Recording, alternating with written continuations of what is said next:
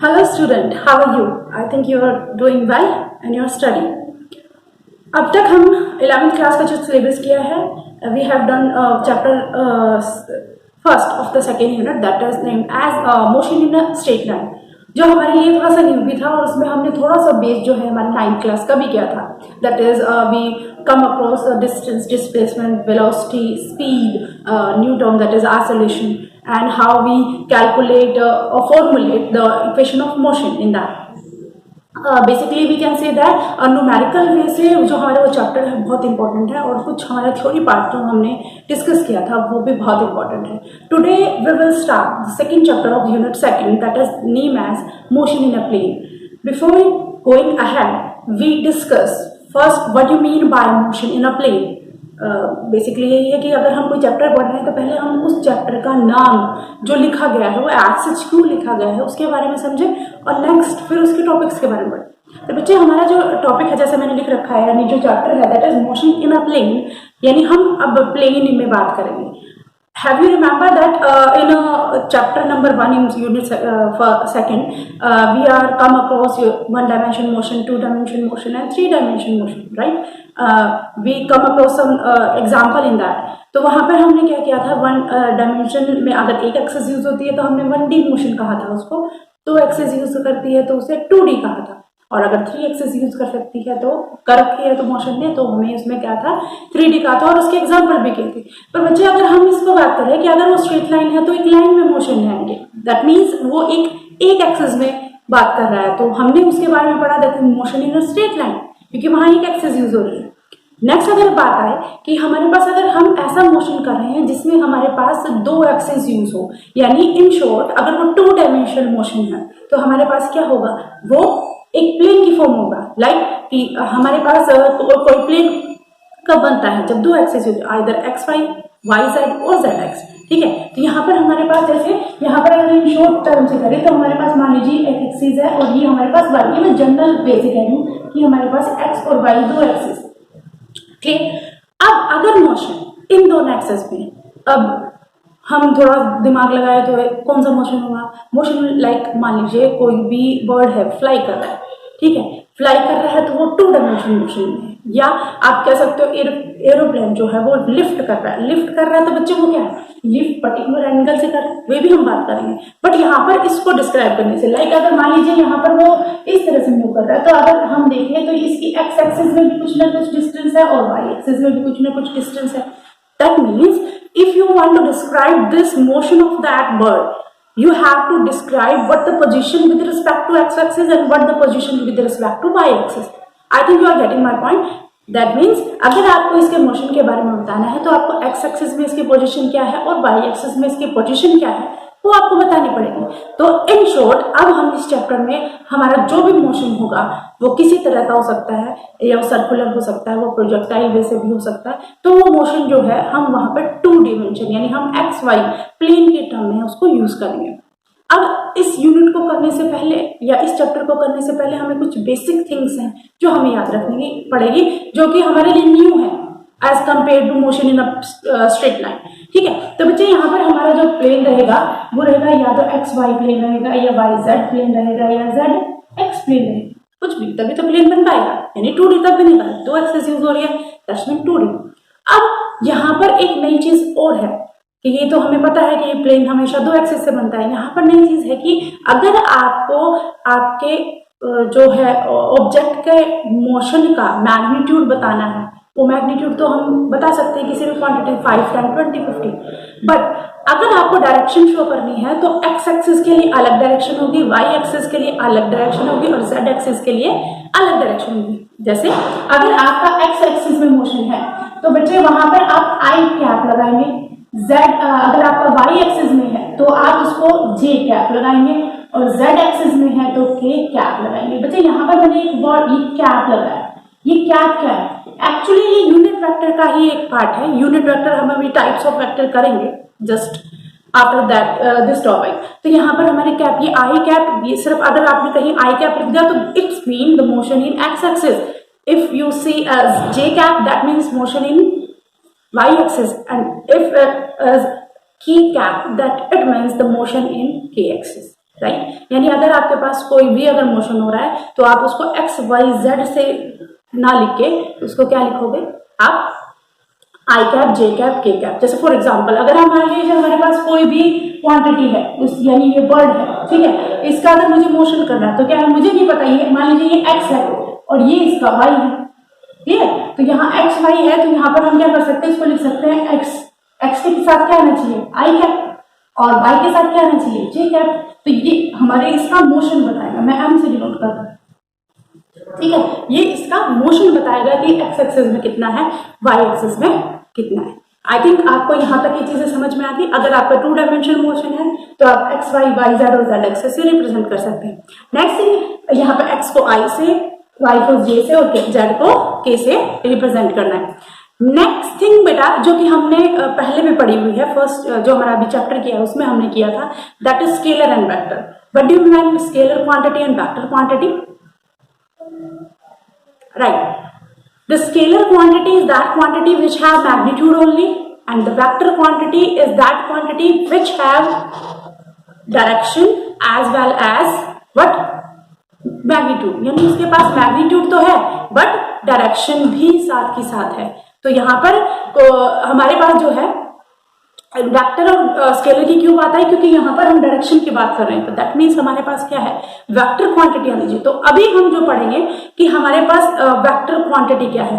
तो before going to the vector quantity first we have give the definition of motion in a two plane या 2D या फिर plane rather. तो motion in plane in which motion the 2 axes of a coordinate system can be used, that is called as motion in a plane। Simple way से अगर किसी भी axis में किसी भी 2 एक्सिस में अगर मोशन हो रहा है उसको डिस्क्राइब करने के लिए क्या यूज करेंगे हम, motion in a plane. I think you are getting my point till now. अब इसके बाद हम क्या वेक्टर क्वांटिटी जो स्केलर क्वांटिटी है, वेक्टर को बचे हम किस तरह से रिप्रेजेंट कर सकते हैं। जैसे मैंने कहा वेक्टर होता है, वेक्टर की कुछ क्वांटिटी होता है, अब उसको रिप्रेजेंट भी तो करेंगे ना किसी वे से। तो अब इसके बाद हम करेंगे, हम बेसिकली कर रहे हैं वेक्टर्स के बारे में। तो वेक्टर्स हमारे पास क्या है, vectors are those quantity which है, मैं यहाँ बच्चे मैग्नीट्यूड को एम से डिनोट कर रही हूँ और जो आप कह सकते हो डायरेक्शन को डी से डिनोट कर रही हूँ, ठीक है। तो यहाँ पर मैग्नीट्यूड और डायरेक्शन जो है वो एम और डी से रिप्रेजेंट किया है, which have magnitude as well direction. अब इसे रिप्रेजेंट कैसे करेंगे, रिप्रेजेंट कैसे करेंगे वेक्टर्स को, तो यहाँ पर आप रिप्रेजेंट करने का तरीका रिप्रेजेंटेशन ऑफ वेक्टर, रिप्रेजेंटेशन। तो पहले हमें ये चीज पता होनी चाहिए कि या पहले हम रिप्रेजेंट कैसे करेंगे, यानी हम हमारे वेक्टर्स को किस तरह से रिप्रेजेंट करते हैं। तो बच्चे इसको रिप्रेजेंट करने का एक सिंपल सा तरीका है कि अगर आप किसी भी एरो है, यानी कोई एरो लगा दोगे तो यहाँ पर बच्चे यहाँ पर मान लीजिए ओ पॉइंट है, ये ए पॉइंट है, ठीक है, इसको हम कहते हैं टेल और ये होता है इसका हेड। तो किसी भी वेक्टर का अगर आपको रिप्रेजेंटेशन करना है तो ये हमारे पास वेक्टर ए है तो यहाँ पर हमारे पास ओ पॉइंट से लेके ए पॉइंट तो इसका मैग्नीट्यूड बताएगा, ठीक है, और यहाँ पर इसके जो एरो हेड है वो हमें क्या बताएगी, वो हमें इसकी डायरेक्शन बताएगी। तो ये विच गिव अस डायरेक्शन। तो यहाँ पर ये कि किसी भी वेक्टर को रिप्रेजेंट करना तो सिंपल एक लाइन बनाइए, उसका एरो हेड डालिए, वो आपका वेक्टर होगा और उस लाइन की जो लेंथ होगी वो उसकी मैग्नीट्यूड कहलाएगी और उसका जो एरो हेड है वो उसका क्या कहेगा, उसकी डायरेक्शन कहेगी। तो ये हमारे पास वेक्टर की एक रिप्रेजेंटेशन है। अब देखिए जैसे हमारे पास ये वेक्टर है, लाइक अगर ये आपके पास एक वेक्टर है कुछ इस तरह से, ठीक है, तो यहाँ पर बच्चे यहाँ पर ये एक्स एक्सिस हो गया, ये वाई एक्सिस हो गया। तो यहाँ पर हमारे पास क्या है, एक्स एक्सिस के विद रिस्पेक्ट और वाई एक्सिस के विद रिस्पेक्ट उसकी कुछ ना कुछ तो वैल्यू होगी। तो अब इस ए वेक्टर को, मान लीजिए ये वेक्टर हमारा ए है, इस ए वेक्टर को रिप्रेजेंट करना तो कैसे रिप्रेजेंट करेंगे, तो vector a that is equal to x i plus y j, ठीक है, यानी हमारे पास ये वेक्टर जो है वो प्लेन के अंदर प्रेजेंट है, एक्स वाई और वाई है। अगर जेड एक्सिस में है तो भी आप इसको क्या लिख सकते हो, एक टर्म और जेड, ठीक है। तो यहाँ पर आप बेसिकली वेक्टर एक ऐसी क्वांटिटी हो गई। इंपॉर्टेंस क्या है, वेक्टर क्यों हम पढ़ रहे हैं, बेसिकली जो चीज है कि अब अगर कोई भी चीज आप पढ़ रहे हो तो क्यों पढ़ रहे हो, तो बेसिक चीज यही है बच्चे कि वेक्टर हमारे लिए बहुत हेल्पफुल है। कई बार हमारे पास कुछ फिजिकल लॉज ऐसे आ जाते हैं जिसकी वेक्टर की हेल्प से हम आराम से उसको सोल्व कर सकते हैं। किसी भी सिचुएशन को इजी से हैंडल करने के लिए हम वेक्टर फॉर्म को यूज कर सकते हैं। हम प्रैक्टिकली भी देखेंगे, जब हम प्रोजेक्टाइल मोशन देखेंगे या हम किसी 3D के अंदर कोई मोशन देखेंगे तो वेक्टर की हेल्प से हम क्या है उसको इजी टू कंट्रोल कर सकते हैं या फिर इसको डिस्क्राइब कर सकते हैं, राइट। तो यहाँ पर हम ये कह सकते हैं कि वेक्टर जो है हमारे लिए बहुत इंपॉर्टेंट क्वांटिटी है, इसको हमें बहुत थ्रोली हमें पढ़ना है। क्लियर? अभी तक हमने किया वेक्टर, यानी पहले मैंने बताया कि आपने ये चीजें क्या करने वाले हैं, फिर उसके बाद हमने कहा कि वेक्टर क्वांटिटी क्या होती है, जैसे थोड़ा बहुत हमने पढ़ा which have magnitude as well as direction, but how you will represent a vector that is shown as this way, right. What next? अब इसके बाद बच्चे कि हमारे पास वेक्टर्स जो है वो वेक्टर हमें बड़े important, what are the different types of vector. Vector के डिफरेंट टाइप्स क्या हो सकते हैं? बेसिकली बच्चे आपको बहुत सारे वेक्टर्स के टाइप मिलेंगे, मैं अभी आपको 1 बाय 1 करके बताऊंगी, बट उसमें से इंपॉर्टेंट जो सबसे फर्स्ट टाइप है दैट इज यूनिट वेक्टर। वो आपको मैं उसके न्यूमेरिकल भी साथ साथ करवाऊंगी, बहुत इंपॉर्टेंट है क्योंकि यहाँ पे जो आई कैप और के कैप, ये मैंने कहा था ये कैप, ये कैप ही हमें डायरेक्शन के बारे में बताती है। तो अभी देखिए बेटा कि टाइप्स ऑफ वेक्टर्स क्या होते हैं। टाइप्स ऑफ वेक्टर्स देख लीजिए, वेक्टर कितने टाइप के होते हैं। देखो जैसे हमने कोई क्वांटिटी पॉजिटिव हो सकती है, कोई क्वांटिटी नेगेटिव हो सकती है। अब बच्चे ये चीज हमें देखनी पड़ेगी कि जब हम पॉजिटिव या नेगेटिव बता रहे हैं तो किसके विद रिस्पेक्ट बता रहे हैं, ठीक है। कि अगर हम किसी भी क्वांटिटी को पॉजिटिव बताएंगे तो किसी दूसरे के साथ कंपेयर करके तो बताएंगे कि वो पॉजिटिव है या नेगेटिव है। तो यहाँ पर अगर हम बात कर रहे हैं, सबसे पहले हम बात करें कि इक्वल वेक्टर की बात करें, पॉजिटिव वेक्टर या करें इक्वल वेक्टर की बात करें, तो इक्वल वेक्टर क्या होगा। मान लीजिए एक वेक्टर आपके पास ए है, दूसरा वेक्टर आपके पास b, both have same magnitude in same direction, ठीक है। तो ये क्या होंगे उनके इक्वल, यानी आपको ये ध्यान रखना चाहिए इनका मैग्नीट्यूड जो है ना इनकी टोटल, अगर ये 3 कैप है तो ये 3 कैप होनी चाहिए, ठीक है, आई कैप। तो यहाँ पर हमारे पास है कि उनका मैग्नीट्यूड दोनों का सेम होना चाहिए, then only you can say that these vectors are या इक्वल वेक्टर, ठीक है। तो ये बी आपके पास हो गया और ये आपके पास ए हो गया। तो यहाँ पर बच्चे हमें देखना है कि इक्वल वेक्टर क्या है, जिनका मैग्नीट्यूड और डायरेक्शन दोनों सेम डायरेक्शन में, फर्स्ट। अब इसको ही आप दूसरा भी कह सकते हैं बेटा ये हमारे पास क्या पैरेलल वेक्टर, दूसरा हम करें पैरेलल वेक्टर। बच्चे पैरेलल वेक्टर क्या है, जिसका नाम है पैरेलल, पैरेलल यानी 2 वेक्टर। अब हमें यहाँ पे मैग्नीट्यूड करने की जरूरत नहीं है, 2 वेक्टर जो है वो आपस में इस तरह से, मान लीजिए ये वेक्टर ए है और ये हमारे पास वेक्टर बी है, दोनों का मैग्नीट्यूड भले सेम ना हो बट दे आर पैरेलल, यानी वो एक सेम लाइन के अंदर जा रहे हैं, तो ये आपके क्या होंगे parallel vector. If two vector have different magnitude but same in direction or parallel to each other, then you will say that these two vector is parallel vector। अब बेटा यहाँ से एक चीज पता कर सकते हो कि 2 equal vector can be parallel but it is not necessary that parallel vector is equal vector।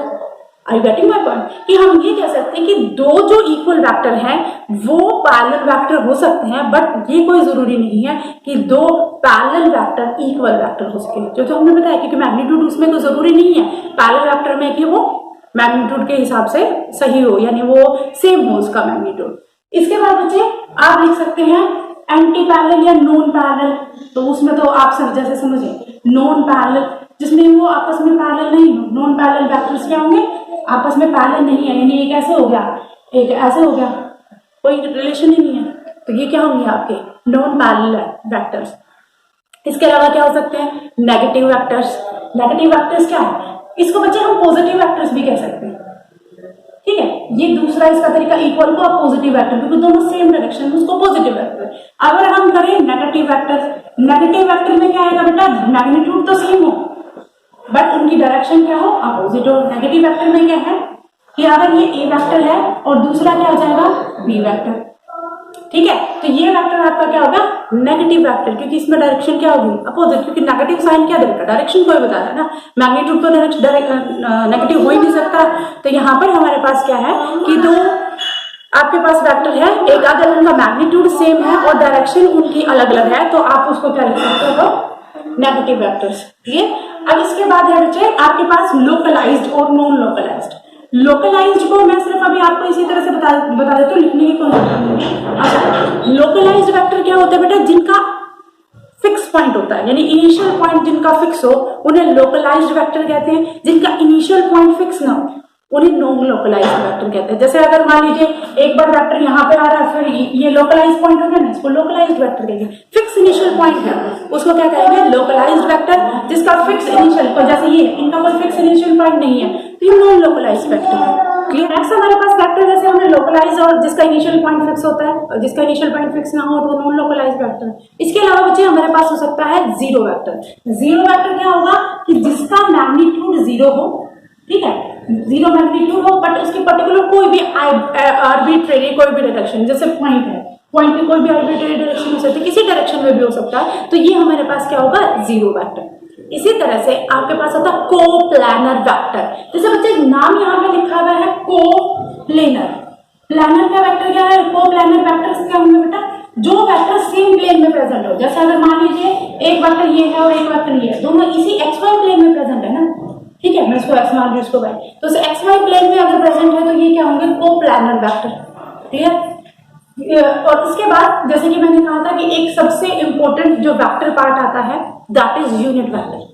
बच्चे यूनिट वेक्टर एक ऐसा वेक्टर होता है जो किसी वेक्टर को कंप्लीटली डिफाइंड करता है। यानी आप ये अगर कोई भी आपके पास वेक्टर है तो उसमें अगर आपको ये बताना है उसकी पर्टिकुलर डायरेक्शन क्या है, उसका पर्टिकुलर मैग्नीट्यूड क्या है, each and everything can be sort out with the help of unit vector. तो यूनिट वेक्टर को अगर हम करें तो यूनिट वेक्टर को बच्चे हमेशा लिखा जाता है, अगर हम यहाँ से यूनिट वेक्टर करें तो यूनिट वेक्टर क्या होता है बेटा, यूनिट वेक्टर को हमेशा लिखा जाता है, इंपॉर्टेंट है बच्चे, इसको ध्यान से रखिएगा कि समझिएगा कि यूनिट वेक्टर, जैसे मैं ए वेक्टर की बात कर रही हूँ तो ये यूनिट, इसके ऊपर हम कैप लगाएंगे, जैसे मैंने कहा था वो कैप।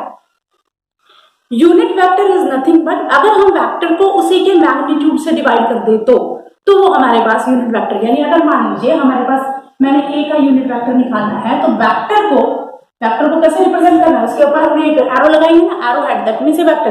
बच्चा अगर मैंने इसको ए लिख दिया होता ना तो ये क्या है, वेक्टर नहीं है, ये स्केलर है। अब से आप वेक्टर और स्केलर को इस तरह से डिफाइन करेंगे, अगर आपने किसी वेक्टर के ऊपर एरो नहीं लगाया that means that is a scalar quantity और उसकी कंडीशन बिल्कुल अलग हो जाएगी।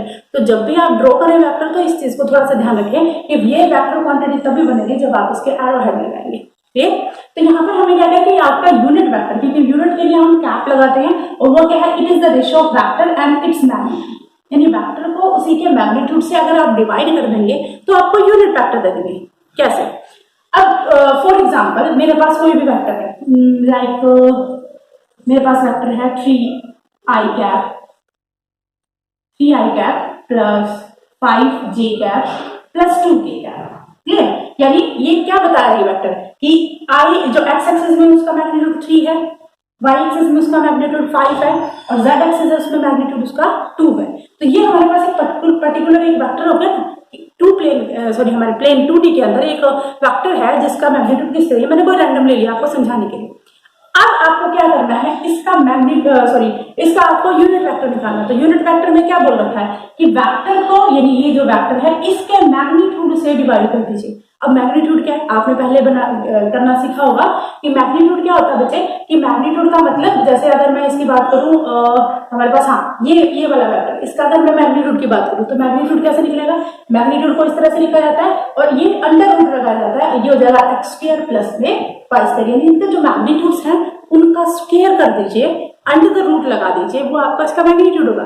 अब देखिए इस वेक्टर का मैग्नीट्यूड निकालना है, magnitude of A under the root 3 का स्क्वायर दैट इज 9, 5 का स्क्वायर दैट इज 25, 2 का square that is 4। We have to just only square that magnitude x axis, y axis, z axis. So what will we have here, that is 15, 25 and 13, 18, 38, that is we get here root 38. ठीक, यानी आपके पास ये किस तरह से हो गया, root 38। अब यूनिट वेक्टर निकालना है तो यूनिट वेक्टर कैसे होगा, वेक्टर क्या है हमारे पास 3i cap plus 5j cap plus 2k cap divided by 38। This is the unit vector of vector this. I got my point. यानी अगर आपको किसी भी वेक्टर का यूनिट वेक्टर लेना है तो आपको उस वेक्टर को उसके ही मैग्नीट्यूड से डिवाइड करना पड़ेगा, वही आपको पास क्या देगा, आपको यूनिट वेक्टर प्रोवाइड करेगा। तो यहाँ पर मैंने आपको डिफरेंट टाइप ऑफ वेक्टर्स बताए हैं, कितने टाइप हो सकते हैं।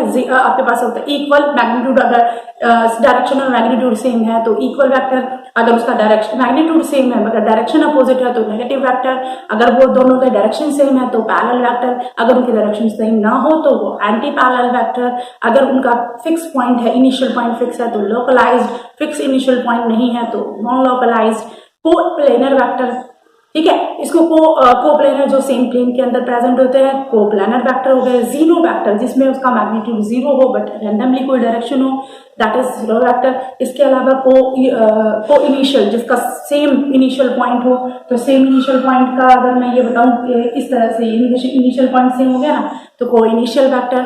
और एक सबसे last but the most important thing that is unit vector. अगर हम वेक्टर को उसी के मैग्नीट्यूड से डिवाइड कर देंगे तो वो हमें क्या देगा, उस वेक्टर को यूनिट वेक्टर देगा, जो कि बहुत इंपॉर्टेंट है। वजह इस चीज को आप याद रखिएगा, क्योंकि मैं दोबारा इस चीज को रिपीट कर रही हूँ कि मैंने वेक्टर को उसी के मैग्नीट्यूड से क्या कर दिया, उसको डिवाइड कर दिया। अब इसके बाद हम करेंगे मोशन, क्योंकि हमने मोशन करना है ना। मोशन में क्या होता है, डिस्टेंस डिस्प्लेसमेंट। तो मोशन इन अ प्लेन करने के लिए हमें क्या चीज डिस्क्राइब करनी चाहिए। अगर कोई भी इवेंट हो रहा है किसी भी प्लेन के अंदर तो उसको बताने के लिए कि ओरिजिन से कितनी डिस्टेंस दूर है तो हमें एक पर्टिकुलर वेक्टर की जरूरत होती है। उस वेक्टर को क्या कहेंगे। अगर हम उसी प्लेन के अंदर एक पॉइंट से दूसरे पॉइंट पर जाएंगे तो उसको डिस्क्राइब करने के लिए हमें कोई वेक्टर चाहिए, उस वेक्टर को क्या कहेंगे।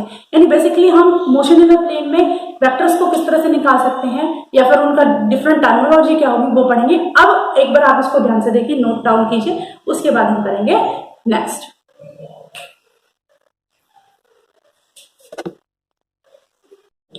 अब हमने डिफरेंट टाइप ऑफ वेक्टर्स पढ़ा बच्चा। अब हम पढ़ेंगे कि जैसे मैंने अभी बताया कि हम अगर कोई भी मोशन हो रहा है, कि मोशन इन प्लेन कर रहे हैं तो मोशन हो रहा है तो ओरिजिन से कितनी डिस्टेंस पे गया तब कौन सा वेक्टर है। तो यहाँ पर डिस्क्राइब करने के लिए हमें सबसे पहले क्या करना पड़ेगा, हमें ड्रॉ करना पड़ेगा। लाइक अगर हमारे पास दो एक्सिस हो, ठीक है, ये हमारे पास एक्स एक्सिस हो गया, ये हमारे पास वाई एक्सिस हो गया, ये हमारे पास ओरिजिन हो गया, क्लियर। अब हमारे पास एक पॉइंट है ए यहाँ पर, ठीक है, और एक पॉइंट है बी, क्लियर। अब कैसे डिस्क्राइब करेंगे ओरिजिन से कि हमारा जो पॉइंट ए है उसको डिस्क्राइब करने के लिए कौन सा वेक्टर है। तो इसको डिस्क्राइब करने के लिए बच्चे हम इस तरह से लिखेंगे कि ये वेक्टर हमारा जिस तरह से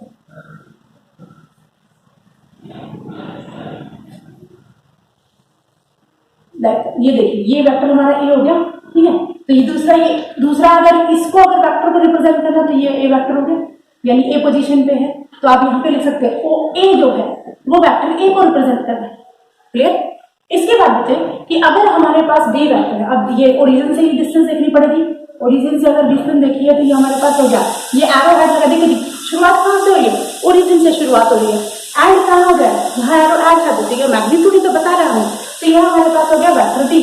तो यहाँ से हम क्या लिख सकते हैं कि साथ ही साथ ओ बी जो वेक्टर है वो किसके बराबर हो गया, वेक्टर बी, ठीक है। सॉरी, यहाँ पर बच्चे यहाँ पर ये वेक्टर नहीं लगाएंगे क्योंकि वेक्टर तो हमारे पास नहीं है। तो यहाँ हमारे पास ये है कि किसी भी पर्टिकुलर पॉइंट के लोकेशन को दिखाने के लिए, पोजीशन को दिखाने के लिए जो वेक्टर ड्रॉ करें, यानी हम जो वेक्टर ड्रॉ कर रहे हैं उनको क्या कहेंगे, उसका पोजीशन वेक्टर। यानी यहाँ वेक्टर ए क्या बता रहा है, ये आपका जो पॉइंट ए है वो कितनी ओरिजिन से कितनी डिस्टेंस दूर है। तो ये हमारे पास क्या हो गया, ये हमारे पास क्या हो गया, पोजीशन वेक्टर। जो वेक्टर किसी भी इवेंट की या किसी भी ऑब्जेक्ट की पोजीशन को शो करे that vector is called as position vector. जैसा नाम है वैसे उसका काम है, क्लियर।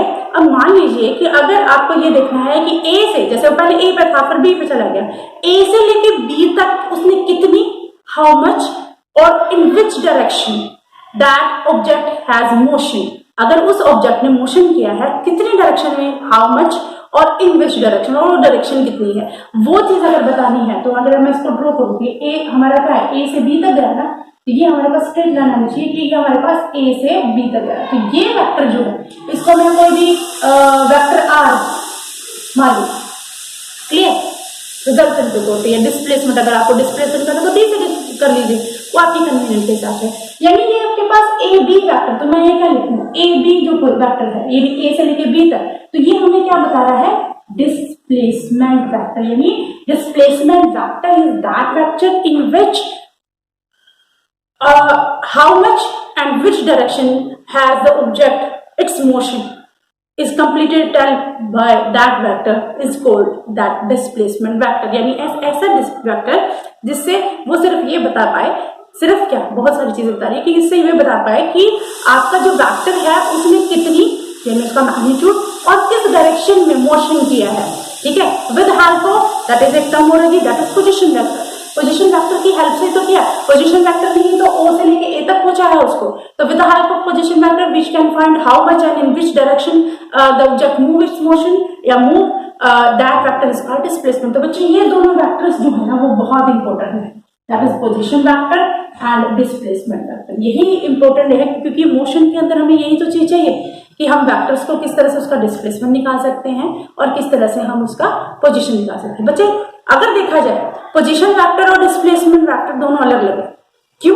क्योंकि पोजीशन वेक्टर में आपको इनिशियल पॉइंट से जुड़ना बहुत जरूरी है। यानी अगर आप पोजीशन बता रहे हैं तो आपको ओरिजिन से पता होना चाहिए, ओरिजिन कहाँ से शुरू हो रहा है। ठीक है, ओरिजिन से ये वाले वेक्टर्स दोनों ड्रॉ किए position vector, but it is not necessary in the case of displacement vector. Displacement vector में आपको सिर्फ उसका रिजल्टेंट बताना है कि ऑब्जेक्ट कहाँ से कहाँ गए, वो ओरिजिन से कोई भी जरूरी नहीं है वहां पे शुरुआत हो। तो कई बार हम वेलोसिटी वगैरह जब बताते हैं इनिशियल पॉइंट या फिर फाइनल पॉइंट, तो वहां पर हम इन्हीं चीजों का ध्यान रखते हैं कि पोजीशन वेक्टर ओरिजिन से ओरिजिनेट होना चाहिए और जो आपका डिस्प्लेसमेंट वेक्टर है वो जरूरी नहीं कि ओरिजिन से ओरिजिनेट हो या वहां से वो स्टार्टअप हो। I think I am clear to you. अब इसके बाद बच्चे हमने वेक्टर्स किया है, क्या हो अगर मैं किसी वेक्टर को मल्टीप्लाई कर दूं। ठीक है, मल्टीप्लाई किससे, स्केलर से। तो अगर हम इसके बात करें multiplication of vector, multiplication of vector में बेटा यहाँ पर आगे जाके हम बहुत इंपॉर्टेंट केस करना है डॉट प्रोडक्ट और क्रॉस प्रोडक्ट। इन दो वेक्टर का डॉट प्रोडक्ट क्रॉस प्रोडक्ट समझ जाओगे, बहुत इजी है, एक बार कॉन्सेप्ट क्लियर हो जाएगा। मल्टीप्लीकेशन अगर मैं किसी वेक्टर्स का स्केलर के साथ मल्टीप्लाई कर दूं, ठीक है, अब मान लीजिए मेरे पास वेक्टर है 2i plus 3j plus 5k। ठीक है, इसको आपने 5 से मल्टीप्लाई करना, व्हाट विल बी हैपन, यानी हमारा जो 5 है बेटा वो मैग्नीट्यूड x में भी जाएगा, y में भी जाएगा, z में जाएगा। तो आप इसको किस तरह से कर सकते हैं, अगर मैं इस वे से करूं कि हमारे पास एक वेक्टर है a, उसको मैं 5 से मल्टीप्लाई करूं तो क्या आएगा 5 वेक्टर a, यानी सिंपली उसको मल्टीप्लाई कर देगा। तो यहाँ अगर उसको मल्टीप्लाई करना है तो हम उसको क्या लिखेंगे, ये हमारे पास आएगा 5 2y प्लस 3j प्लस 5, ये हमारे पास वेक्टर आ गया। ठीक है, आप इसको x एक्सिस में, y एक्सिस और z एक्सिस में भी मल्टीप्लाई कर सकते हो, नो प्रॉब्लम। तो यहाँ पर अभी आपको वेक्टर का मल्टीप्लिकेशन किस तरह से होगा कि किस तरह से आप उस दो वेक्टर्स को, दो एक स्केलर है एक वेक्टर है, दोनों को आप एडअप कर सकते हो, तो वो वेक्टर आपका क्या होगा, multiplication of vector. Next thing बच्चे, यहाँ पे अभी हम छोटी छोटी चीजें कर रहे हैं ताकि आप आगे जब पूरा कॉन्सेप्ट करो तो ये छोटी छोटी चीजें मिलकर आपका एक पूरा ब्रॉड व्यू बता दें, ताकि आप जब भी न्यूमेरिकल करो तो ये चीजें आपसे क्रिस्टल क्लियर। आई थिंक आपको यहाँ तक सारी चीजें क्लियर होंगी बच्चे। अब हम इसके बाद पढ़ेंगे resultant vector. Resultant vector, resultant vector क्या है, जैसे इसका नाम है रिजल्टेंट, रिजल्ट देने वाला। साधारण भाषा में अगर मैं बात करूँ कि मोस्ट ऑफ में क्या लेमन लैंग्वेज में देखिए, साधारण भाषा में बात की जाए तो रिजल्टेंट, जो काम दो वेक्टर मिलकर कर रहे हैं, दो या दो से ज्यादा, मैं सिर्फ अभी दो वेक्टर की बात कर रही हूँ, जो काम दो वेक्टर मिलकर कर रहे हैं वही काम एक सिंगल वेक्टर कर दे, that vector is called resultant vector. कैसे, देखिए बच्चे, मान लीजिए अब हमारे पास एक वेक्टर ए है, हो गया, एक दूसरा वेक्टर यहीं से शुरुआत कर लेते हैं, या वेक्टर बी होगा, यानी ए वेक्टर ने ए से ओ से लेके ए तक पहुंचाया, वेक्टर बी ने ए से लेके बी तक पहुंचाया। ठीक है, यानी हमारे पास दो वेक्टर है, एक वेक्टर ए है एक वेक्टर बी। वेक्टर ए ने हमें ए ओ पॉइंट से ए पॉइंट तक पहुंचाया, वेक्टर बी ने हमें ए पॉइंट से बी पॉइंट तक पहुंचाया। बट एक सिंगल अगर हम ड्रॉ करें ये वेक्टर है ओ से लेके बी, जो वेक्टर ओ बी है जिसको अगर मैं आर से रिप्रेजेंट करूं, दैट इज रिजल्टेंट, तो उसने झटके में वो काम कर दिया जो दोनों ने मिलकर किया था। तो सिंपल भाषा में है, जो काम दो वेक्टर मिलकर करते हैं ना, वही काम अगर एक वेक्टर कर दे तो वही आपका क्या होगा, रिजल्टेंट वेक्टर। ठीक है। तो यहाँ पर अगर यहाँ इस केस में करेंगे तो ये हमारे पास ये क्या डिस्प्लेसमेंट वेक्टर क्या है, रिजल्टेंट वेक्टर है। बच्चे इसमें एक एरो देखिए, ये चीज भी ध्यान रखिएगा, मैंने एरो इस साइड लगाई, क्यों लगाई है? देखिए इनिशियल ये शुरुआत यहाँ से हो रही है, खत्म यहाँ पे हो रहा है ना, तो मैंने एरो हेड ये लिया, तो हमारा जो वेक्टर एट ये जो रिजल्टेंट वेक्टर है ना वो ओ पे शुरू हो रहा है और बी पे खत्म हो रहा है। क्लियर? अब इसके बाद क्या बच्चे, रिजल्टेंट वेक्टर में अगर मान लीजिए आपने इसको इस तरह से कर दिया लाइक ऐसे, ठीक है, यानी वो ओ पे पहले ओ से ए गया, ए से बी गया और बी से फिर से हो गया, तो यहाँ पे क्या होगा, क्या जहां से आया था वहीं चला गया। और ऐसा क्या होता है, हमारे ऑब्जेक्ट जो मोशन कर रहा है घूम फिर के वहीं आ रहा है, तो डिस्प्लेसमेंट क्या हो गया, डिस्प्लेसमेंट तो जीरो हुआ ना, ये हमने पढ़ा था ना, डिस्प्लेसमेंट क्या है जीरो, तो यहाँ पर हमारा रिजल्टेंट वेक्टर क्या हो जाएगा, जीरो। तो यहाँ पर बच्चे ये एरो जो है ना वही चीज डिसाइड करती है कि आपका रिजल्टेंट क्या है। तो रिजल्टेंट वेक्टर ने क्या क्या ए और बी ने मिलकर जो किया था ना वही बी ने कर दिया। तो आप यहाँ पर इसको इस तरह से भी लिख सकते हैं कि रिजल्टेंट वेक्टर क्या है, वेक्टर ए प्लस में वेक्टर बी। ठीक। अब इसके बाद ये रिजल्टेंट वेक्टर के बाद हम क्या कर सकते हैं कि वेक्टर को किस तरह से एडिशन किया जा सकता है। ठीक है, वेक्टर को एडिशन करने का तरीका क्या है, वेक्टर एडिशन। वही जैसे मैंने कहा कि हम छोटे छोटे कर रहे हैं ताकि हम न्यूमेरिकल को इजी से कर सकें। वेक्टर को ऐड करने का तरीका क्या, जैसे बेटा अगर आपके दो वेक्टर है सेम डायरेक्शन में, यानी वेक्टर ए हो गया, ए वेक्टर बी, अगर मैं इसको ए वेक्टर प्लस बी वेक्टर करूंगी ना, क्योंकि सेम डायरेक्शन में है, तो क्या करना पड़ेगा, ये ए का मैग्नीट्यूड हो गया और इसी तरह से बी, तो ये ए प्लस बी को डिनोट करेगा। क्लियर? यानी ये वेक्टर ए को डिनोट करेगा और ये वेक्टर बी को, यानी अगर वो सेम डायरेक्शन में हुआ तो हमने उसको ऐड कर दिया, वेक्टर ए प्लस बी। अब मान लीजिए यही हमारे पास सिचुएशन है, चल मैं अलग अलग से कर देती हूँ। अगर मैं इस वेक्टर ए है और ये हमारे पास वेक्टर बी है, ठीक है, दोनों का क्या है, मैग्नीट्यूड भी अलग है बट डायरेक्शन भी अपोजिट है, तो यहाँ पे क्या करना पड़ेगा, वेक्टर ए में से इतना माइनस करना पड़ेगा, यानी हमारे पास रिजल्टेंट इतना आएगा, ये आएगा ए माइनस बी। माइनस इसलिए लगाया क्योंकि यहाँ इसकी डायरेक्शन अपोजिट थी।